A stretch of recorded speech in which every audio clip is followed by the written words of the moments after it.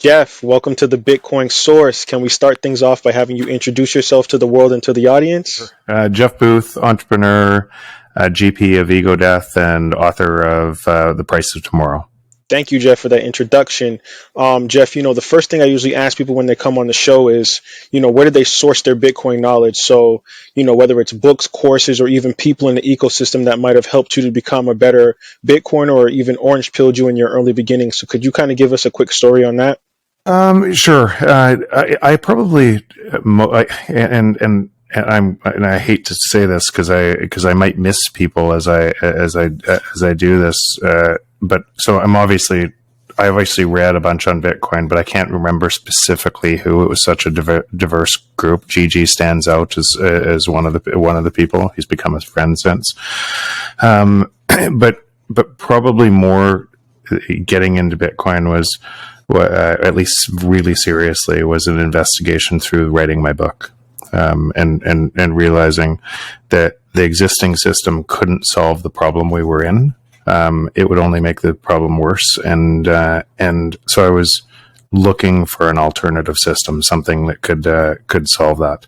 I'd heard of Bitcoin before, but I was just too busy to pay it much attention. I'd bought it for the first time in 2017, but didn't buy a lot. And then in writing my book, really started to understand, and then probably even after the book, did very deep dives on it to understand it at a first principles level on why it was the only solution. And I came from the traditional legacy system. I was working at JP Morgan Chase at the time. And, getting orange pill was a weird thing back then because it wasn't as ubiquitous as it is now. And it's kind of a real journey, a learning journey where, Saylor always talks about having those 100 hours of study before you really understand this asset. And I'm a firm believer of that. And I think that your book, The Price of Tomorrow, has helped so many people, understand economics, understand the inflation rate. And even for myself, I think that when I interview people, I always ask them, which is the first question, what books, where did you source your knowledge? What inspired you to become a Bitcoiner? And The Price of Tomorrow is always something that people always recommend. So I thank you, Jeff, for that. I appreciate it. Yeah, thanks. So Jeff, I really want to get into, you're doing so many different things in the space, but you have your new baby, your new venture that you're working on, which is called Ego Death Capital. And I think it really connects with the Bitcoin ethos. So why did you create this venture fund, and, what is it doing to continue to unify the mission of Bitcoin? Yeah, and I think for first thing, a lot of people think I came up with the name, and I didn't. Nico and Andy, my partners in the fund, came up with the name, and I thought it just described what we wanted to do and what Bitcoin stands for. Essentially, that Bitcoin is bigger than all of us, and it's not anybody to control. And what I saw so a couple things kind of led me to that point. Number one, I was looking for a way to spend more of my time in this ecosystem because I felt my time's my most valuable thing, and it would be easy to talk all day long about this ecosystem and maybe help others, but the way I figured I could bring more value is spend way more of my time and energy in building the world I wanted to see for my kids. So that would be one of the kind of reasons I'd be open to it. And then secondly, for a long time, Bitcoin was just the asset, right? And so lots of education, people. Okay, here's how to hold it. Here's how to self-custody and everything else. And it was a hard thing to understand, and it's still a hard thing. So education was primary, as you said. It takes people a long time to unwire their world from what it's in today to wire it how it could look into a new system. And we're not used to trusting ourselves. We're used to trusting institutions. We're used to trusting banks. So if an alternative exists to trust yourself with self-custody versus trusting a bank or an exchange, most of the population thinks the institution is safe, it's regulated, and so they'll trust somebody else. So there's a really big deal kind of trusting yourself. at Bitcoin. But then you can also see, as a result of that, that's all it did. It provided a store of value, and there was nothing to build on top of it because of the security and decentralization components of Bitcoin. It did that extraordinarily well, but people couldn't see at that point that it was turning into essentially the base layer of the new internet. And that as Lightning came out and layer 2s and 3s came out, there would be an explosion of value created on top of that new layer.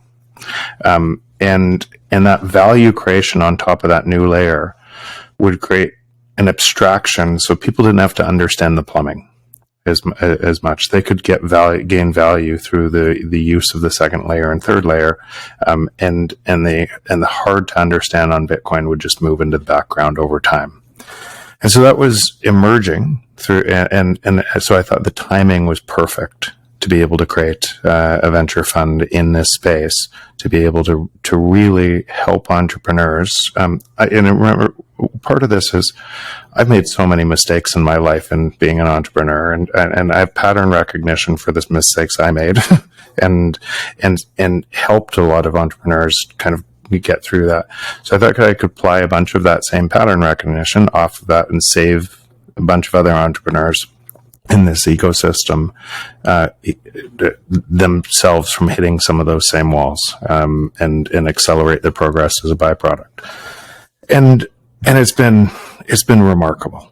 I cannot believe I get to do what I get to do with just about any Bitcoiner you meet. They're aligned at least in values of integrity, truth, and so on. And then now you take that alignment generally around where the world's going and why they want to get there, and then a whole bunch of ideas popping up about how they can solve problems on a base layer based on that. I wouldn't want to be anywhere else. I cannot believe I get to do what I get to do. Yes, and I've traversed the website. I've kind of was taking a look at it, and I just love the ethos, the model, the honesty, the transparency of just Bitcoin is the answer, and we're here to help. We're here to actually foster this digital asset so it becomes ubiquitous for everybody in the space. And if you're ambitious, you're hungry, you're driven as an entrepreneur, as a founder, as a CEO, we're here to actually help that dream come to fruition. So I just think that Ego Dev Capital is something that's going to build on top of other things and make other people be more inspired to stick their neck out there and try to build Bitcoin to create a better world. And what it really is, it's not us. We're just we're a vehicle to help the entrepreneurs building onto this system. But it's those entrepreneurs it's those people creating products to be, and they won't all be successful. We'll miss some, but it's all of those entrepreneurs building on top of Bitcoin who've chosen to build on an incorruptible base layer to be able to bring value to society, who've chosen that path, that are the real heroes of the journey. Yes. And, there's something that you say quite often in your, if you're on Twitter Spaces or in other interviews, and it was something that I kind of wanted you to expound on, Jeff, which was just talking about the concept of money. And, do you believe that money is just information, and how has fiat money skewed that message? Yeah, and I wrote that in a piece called "Finding Signal in a Noisy World." It's had just tons of views and tons of commentary, and what's interesting, what I love about kind of pieces like that, including my book, is it gets then that idea gets packaged in a whole bunch of other people, and people just start talking about it, and it explodes, and it's hard to ignore it. But yeah, money is just information. It describes what we really want, and so when I say describes what we really want, we want more love. We want more time with our family. We want more. A lot of people, if it's money that they want, if that's what they want, typically the reason why they want more money is because it says they're better than somebody else, right? If it's just money, it's about power. Most times, money is for safety, to be able to. It could be for, I could leave a legacy for my kids because they don't have to work so as hard. It could be a whole bunch of different things. But again, it describes the feeling we're actually really after. So then if you had manipulation and money, which we clearly do, the world is just essentially built on manipulation of money or misinformation and money, then it would be logical if you automated that misinformation with technology to have misinformation everywhere in the world. And you could argue that even myself is caught up in some of that misinformation. I try to pull kind of all these filter bubbles you could do. And Bitcoin is the only thing that's true inside that world of misinformation, because it's a ledger based on truth. And so it's interesting to watch the world kind of and divide and divide and divide, and everybody think that they're right inside a system that is based on misinformation. And so the mirror reflection of the world we live in would, because of the misinformation and money, would describe exactly where we are in this process and what most people would think about that. And that would also make it hard for them to understand Bitcoin too, because it would be one more thing to, should I trust it? What am I hearing from everyone else? So it'd be one more thing that might prevent them from going down the exploration or curiosity to see if what we're talking about is true. Yeah. And, the incentives are all skewed as well. And, just for myself, like getting into Bitcoin, I consider myself like a student of Bitcoin. A lot of people think that they're fancy or they know a lot about Bitcoin if they've been in it for a few years. And, I came from a writer's background. I wrote for Bitcoin Mag, and I do a lot of content writing, circulating around the Bitcoin ecosystem. And I always use it as a fulcrum to learn as much as I can. And I kind of like added a layer on top of it by doing the podcast route, because I get to, speak to thought leaders in the space that are, way more intelligent than me on Bitcoin. And it just helps to kind of foster this open source knowledge paradigm. And I just think that, like Jeff, what you're doing in the space in particular is kind of building a layer on top of, inspiration for writers, right? Like you've written a book, and, I've always inspired to, write a book that, hundreds of millions of people will possibly have their hands on. And I always think about like the gold bugs, right? So I was a gold bug at one point. I worked in the banking industry, and I thought for a long time that, gold was the de facto store of value. It's been around for thousands of years. And, the only attribute that a lot of gold bugs have is that they have this established history. Do you feel that the Lindy effect is already at work for Bitcoin adoption? I do. It's just early in that. And again, I have nothing against. So some people have just a hate on for gold bugs. What I would say is at least gold bugs believe in sound money, right? And so I don't have a hate on for gold, but we have a different view of what we think will work. And my view has nothing to do with how much money I would make in Bitcoin. And so a lot of people get biased. They just get so ingrained, and they become the thing they fight for just because they want it to be true. And so I'm abstracted away. I want it to be true because it's the best thing. I believe it's the best thing for all of humanity. I believe we're in a phase transition where humanity, with artificial intelligence, with everything else in technology, prices should be falling radically fast everywhere in the world. But we live in a world where prices are designed to go up just based on manipulation. And unless you can take money outside of the control of us, and you can't with gold, it keeps on failing throughout history because it's become centralized. Unless you can take the control outside of our human nature, then so it's for all of us instead of for a small number of us, then money will fail again. And so Bitcoin is the first time in history that we've ever had something like Bitcoin that actually stands a chance, stands a chance. I would say, in all probability, I would go as strong to say will change the world. And there's nothing that the existing system can do to stop it. It gets stronger and stronger and stronger. And so it'll bypass gold. It'll bypass everything else because it inherently gets stronger. And so the more you attack it, the stronger it gets, the more secure it gets, the more decentralized it gets. And as that starts to, the game theory that creates, it moves the Schelling point from global competition to global cooperation. And in game theory, and that's a huge deal. It's such a big deal that it's hard to describe, and just even on a podcast or everything else, it changes everything. But there has been nothing. If all of our history is designed around inferior forms of money that could be always be corrupted, then all of our history is full of an error code. And because if you add this, what I'm about to say, if you add that the winners write the history books, right? And the winners could corrupt money typically, then all of our history, what we think happened versus what might have happened, is full of an error code, right? Or maybe full of an error code. And so we look through all of these reasons why these things couldn't work, right? And we build a new model of, oh no, it can't work on hard money because of X, Y, Z.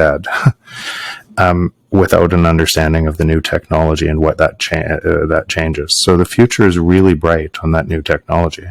It literally changes everything. But I do completely understand for people who haven't done the work, how hard that statement is to actually to believe. Yeah, and it makes me think about an interview that I had with Canute, who's one of my favorite Bitcoiners in the ecosystem. Love the guy. And he talked about, you create the bear market as a Bitcoiner, right? Because I was talking about the bear market, the bull market, and he's like, there is no bear market if you really understand and truly believe in Bitcoin. And it made me think, I was like, Canute, could you expound on that? Like, explain what you mean by that? Because I'm sure I get it because I'm orange pilled, but a lot of people might just think he's talking crazy. And when you look at the Fed, they continue to taper the interest rate, due to inflation. And they recently raised the rate. I forgot what the percentage was, but it was like the highest level since 2008. And, what are some of the properties that make Bitcoin so beneficial for combating inflation that the Fed continues to ignore? Yeah, and let's just level set at a higher level, because what ends up happening is people get caught into a local maximum. And that local maximum might be in a country, in a certain monetary regime in a country. After inflation rate is wiped out Lebanon, and it's always going to be like this, and then it keeps on changing and moving around the world. But let's just level set at the highest level. There's approximately $400 trillion of debt in the world. 400 trillion. If you paid back $1 trillion at $1 a second, it would take you 32,000 years, approximately 32,000 years to pay back $1 trillion. There's 400 trillion. So the debt is unrepayable. It's already insolvent. We just pretend it's repayable by allowing people to manipulate money, interest rates up and down, not just interest rates up and down, but make up more units of money to drive inflation when prices should be coming down. And technology that force is a human-led force driving all wars, all concentration of wealth, all power from manipulation. That's one force. And technology is the opposite force that will not be stopped. And it's supposed to be bringing prices down of everything. Not houses should be falling. All things should be falling because technology is embedded everywhere. It's embedded in our supply chains. It's embedded in energy. It's moving faster and faster and faster. So prices should be falling everywhere, but they can't, because if they did, that system would spectacularly collapse. And it would look like Russia in 91, where you went to school for your job, everything else. You said, okay, here's my and then it's just chaos in the street, and I have nothing. I can't feed it. The entire world system would collapse into anarchy in that system if you let that. So we're inside that system. Like if you asked your friends to say, would they vote for a politician that said they're going to get paid less next year, but their real income would move up because prices would fall faster? Would any of your friends vote for that politician, or would that politician look insane? Right? They'd be laughed out of the room. They'd get one vote, and and so it's not the politicians. It is the politicians too, but it's us. It's our human nature believing we can get something for nothing. So we just listen to the person who says they're going to give us the most money. And some people say, I'm going to give, on the Democrats, I'm going to give this, I'm going to be socialist, I'm going to give you more money. And some people say, I'm going to give you more money. It all comes from manipulation. And that's true all around the world. It's exactly the same thing because the debt is unrepayable. So, and we wouldn't vote to change that system. So if we wouldn't vote to change that system, a new parallel system has to be developed, or it is being developed, that people are voting for, with making it stronger, building it, build more time. And what Knut's really saying, and he says essentially everything divided by 21 is his tagline, and it's true. I tend to look at it the other way. I tend to look at it as all prices of everything forever will fall against Bitcoin. And so but it's the same thing. It's that understanding that if technology is deflationary and prices should fall, then the only way you would be able to see them falling is if you had a monetary system with a fixed amount of units that would describe the falling prices that couldn't be manipulated. And that's what's happening. Yeah, that makes perfect sense. And I agree with that 100%. And, Bitcoin is I think that people all have, mixed reviews or mixed ideas about what Bitcoin is. And I'm a firm believer that Bitcoin is not the tip of the spear, it's the shield. And I think that it protects, people that are, standing on truth, standing on honesty. And when you look at people like Jason Lowry, he thinks that, Bitcoin could be weaponized, or it's a form of national security that we should pay attention to. And in some senses, I agree. But in other senses, I always wanted to hear your thoughts, Jeff, on, what is the future going to look like? And when I say the future, we don't know because we don't have a crystal ball, but I mean by the next halving or within the next few years, you're talking about artificial intelligence, you're talking about jobs being replaced, the monetary systems just faltering and falling all over the world. What do you think Bitcoin is really going to do to actually start to make life-changing decisions for, in particular, people in first world countries like Americans that are still kind of ignoring Bitcoin? But I think as time keeps to continue to go on, we're going to start to really see the impacts of this massive overprinting. So I'd love to hear your thoughts on where do you think Bitcoin's going to be in a year or two? If you think you've seen the impacts of the overprinting, look at what's happening in Africa or South America or Central America or Lebanon. So those people in regions are the negative byproduct of the US's system that requires extracting low cost labor from the rest of the world with a monetary regime that keeps those people forever poor. Go IMF. If you talk to Alex Gladstein, has done some really great work on this. Goes in, gives a loan in US dollars, revalues the currency essentially because inflation is wage deflation. It's the same thing. So everybody gets paid less.